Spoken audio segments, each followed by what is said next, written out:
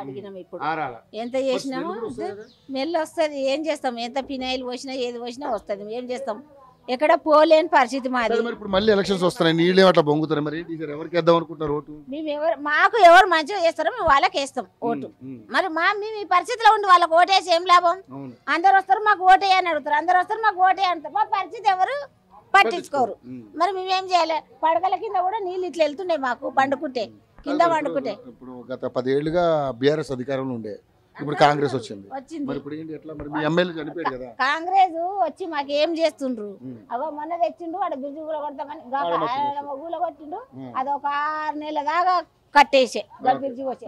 ఇప్పుడు ఇక్కడ మట్టి తెచ్చిపోయిండు మాకు పోనీకి రానికి. ఇప్పుడు ఆ బురద ఉంది, ఎట్లా పోవాలి? మనుషులు పడి సావాలి ముసలోళ్ళు. ఇప్పుడు దాకా పిల్లలు మట్టి తీస్తే నీళ్ళు అటు పోయినాయి. మాకు ఇట్లా మొత్తమే మాకు ఇంకా ప్యాక్ చేస్తున్నారు తెచ్చి తెచ్చి, కానీ మాకు సమస్య మంచిగా చేస్తలేరు.